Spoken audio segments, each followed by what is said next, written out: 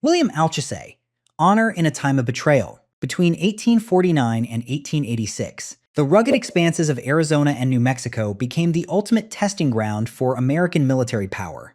The U.S. Army, fresh off traditional battlefield victories, walked directly into an environment dominated by the Apache, warriors who did not just survive in this wasteland, but weaponized it. An Apache was a phantom. They could slow their heart rate to conserve water, blend into a single creosote bush on a barren ridge, and track an enemy by reading a single overturned pebble.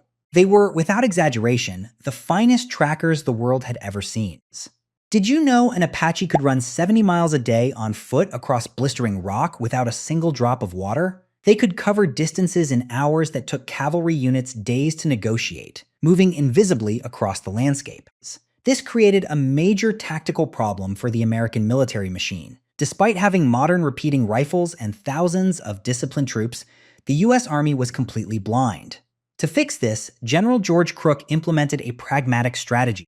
He famously stated, "There was never any success against these Indians unless Indian scouts were used." Crook did not just hire scouts, he institutionalized them. He turned Apache against Apaches, using their own legendary tracking skills to fracture their resistance from within. He recognized that conventional European tactics were useless against an enemy that could vanish into thin air. But what drove these proud warriors to hunt their own blood? The answer lies in a desolate strip of wasteland established in 1872, the San Carlos Reservation. Both soldiers and prisoners rightfully branded it 40 acres of hell. The government crammed over 5,000 Native Americans into this malarial, sweltering basin. The soil was alkaline dust. Nothing grew. The water was fouled. Traditional hunting was strictly outlawed. Rations were maggot-infested. Warriors who once ruled millions of square miles were forced to stand in lines and hold rusty hoes to farm the dirt. It was a slow death sentence. San Carlos was designed to break the Apache spirit, but it backfired completely. For many young men, putting on the red headband of a U.S. Army Indian scout was a desperate, calculated survival mechanism. Becoming a scout meant getting a horse, a modern weapon, decent rations, and most importantly, the freedom to leave the starvation of San Carlos behind. They traded confinement for the open trail, even if it meant hunting their brothers. It was the only way to retain a sliver of their warrior identity. Amidst this chaos rose William Alchesay, a prominent White Mountain Apache scout who chose a path of absolute loyalty. Serving under General Crook during the fierce campaigns of the 1870s, Alchesay demonstrated immense valor on the battlefield.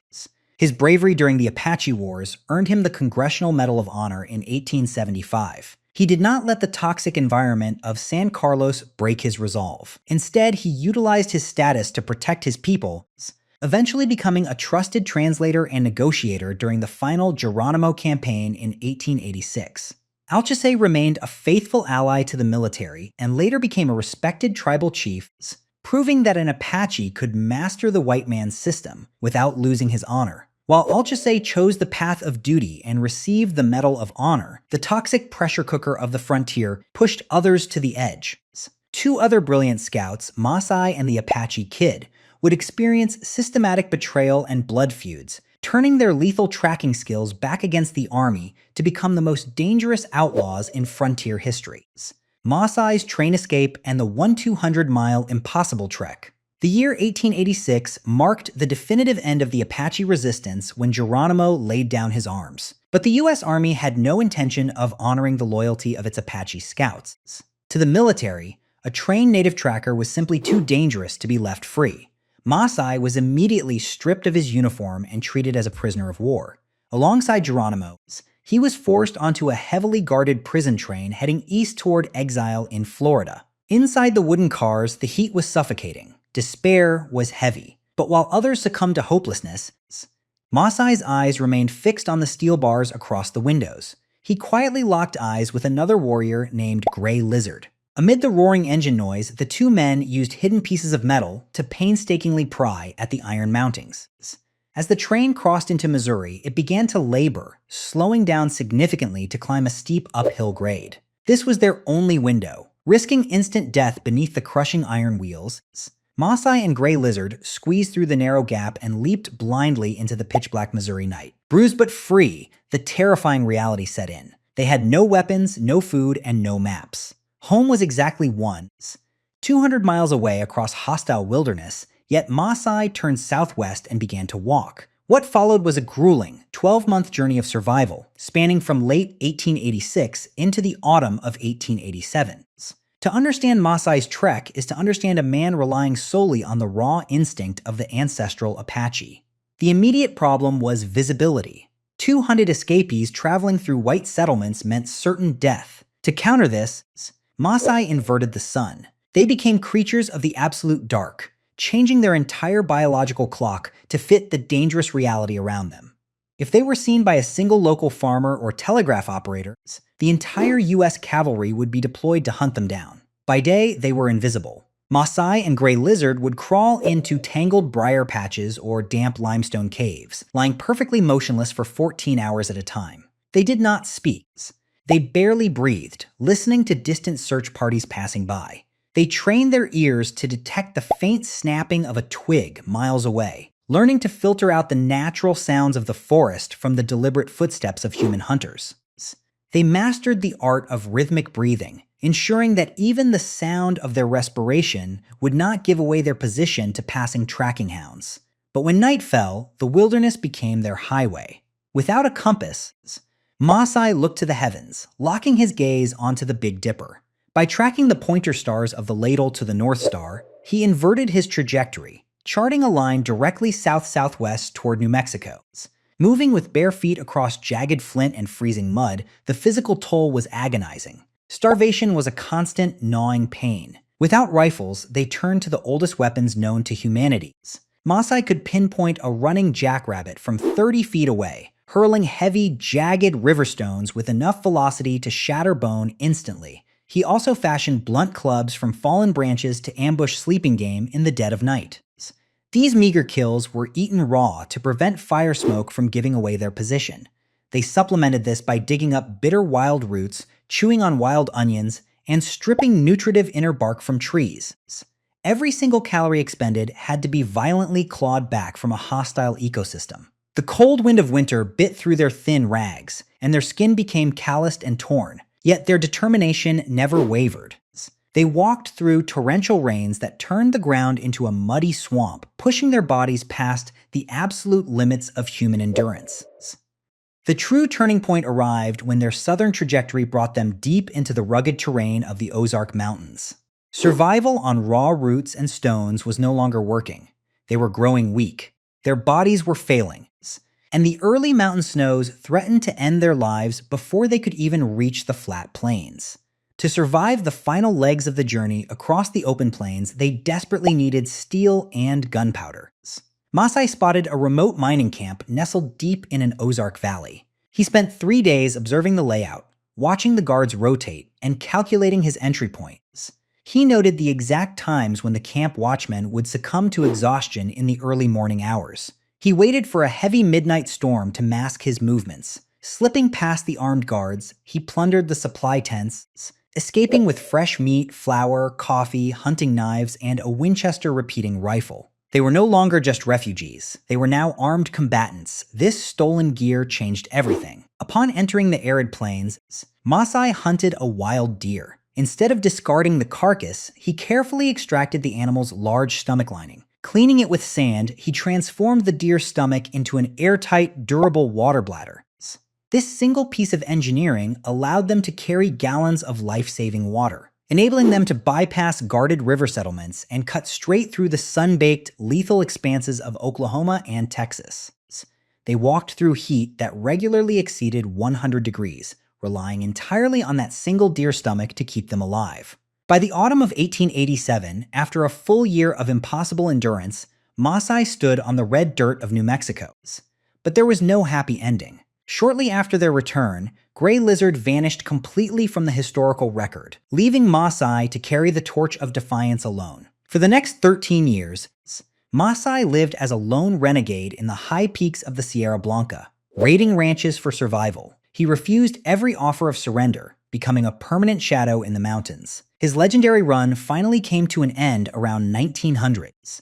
Ambushed in the Sierra Madre by a patrol of Mexican rurales, Maasai fought to his last breath. To claim the government bounty, the soldiers decapitated him, boiling his severed head to preserve it for official identification. It was a violent conclusion to a life spent running, ensuring he died entirely on his own terms, Apache Kid, from Star Scout to Border Phantom. While Maasai fought his lone battle in the mountains, another tragedy was unfolding closer to the military establishment. His name was Alchesay, known to history as the Apache Kid. Born around 1860, his physical prowess caught the attention of Alchesay, the fierce chief of scouts. Sieber mentored the kid, treated him like an adopted son, and fast-tracked his promotion to sergeant. By the 1886 Geronimo campaign, the Apache Kid was the Army's Star Scout, a highly trusted, decorated asset operating at the absolute peak of the military framework. But this piece shattered under the weight of ancient tribal law. In late 1886, while the kid was away on duty, his father, Chief Togo de Chuz, was killed by a rival Apache named Rip. Sieber issued a strict command: the military would handle it. The kid was forbidden from personal retaliation. For an Apache warrior, however, a father's blood could not be ignored. The kid chose the blood feud of his ancestors over Army regulations. He did not launch a reckless attack. He waited. For 6 agonizing months, he wore the U.S. uniform, saluted his officers, and executed orders, all while tracking Rip from the shadows. In May of 1887, the perfect window opened. Slipping away from his station, the Apache Kid executed a flawlessly timed ambush, confronted Rip, and shot his father's killer dead. He fulfilled his sacred tribal obligation, but he had crossed a line. When the kid rode back into the San Carlos guardhouse to explain his actions, he walked into a volatile situation. As tense words were exchanged, an unknown hand pulled a trigger. A chaotic gunfight erupted within the camp, and a stray bullet shattered Sieber's leg, crippling the chief of scouts for life. Sieber blamed the kid entirely, despite having zero physical evidence that his protege had fired the shot. The Army court-martialed the kid, stripped him of his rank, and sentenced him to the island fortress of Alcatraz. After a brief release on a technicality, civilian authorities bowed to public pressure and subjected the kid to a highly controversial retrial.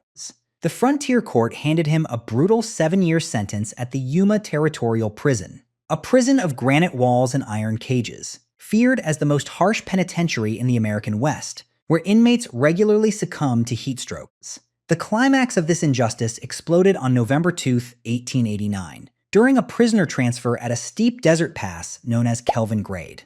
As the heavy stagecoach labored up the incline, the guards forced the prisoners to walk to lighten the load. In a sudden burst of violence, the Apache prisoners overpowered their captors, cutting down the lawmen in seconds. But amidst the flying bullets, a striking moment occurred. The stagecoach driver, Eugene Middleton, lay wounded on the ground, completely at the mercy of the fleeing convicts.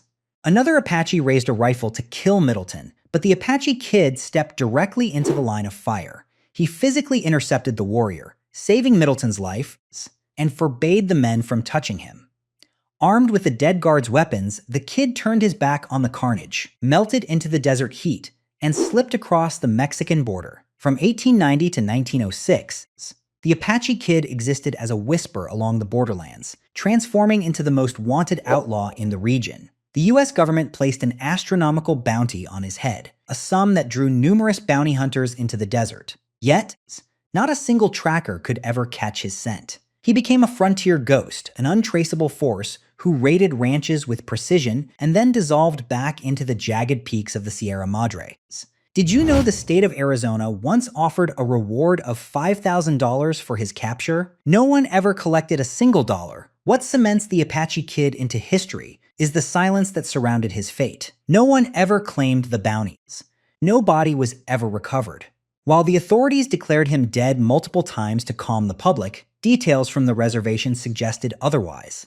For years, the kid's elderly mother regularly journeyed deep into the deserts, leaving hidden deposits of food and supplies inside a secret cave, catches that always vanished overnight. Furthermore, his sister maintained that she met with him in the shadows of San Carlos up until 1896. The sightings did not stop there. In 1924, a group of Mexican cattle ranchers in Sonora reported a fierce elderly Apache warrior operating in the mountains who matched his description. The final sighting occurred in 1935, back at the San Carlos reservations, where an old man was seen watching the valley from a distant ridge. If it was him, he would have been approximately 75 years old. The Apache Kid never surrendered, never broke, and never left a corpse. He simply evaporated into the rugged landscape, carrying the final unyielding freedom of his people straight into the earth. The legends of Alchesay, Maasai, and the Apache Kid remind us that the American West was not just settled by force. It was defined by those who stood between two worlds. If you found these three stories of survival, honor, and defiance as gripping as we did, hit that subscribe button, leave a comment about which escape amazed you most, and give this video a like to help us unearth more forgotten shadows of history. Thank you for watching, and we will see you in the next deep dive.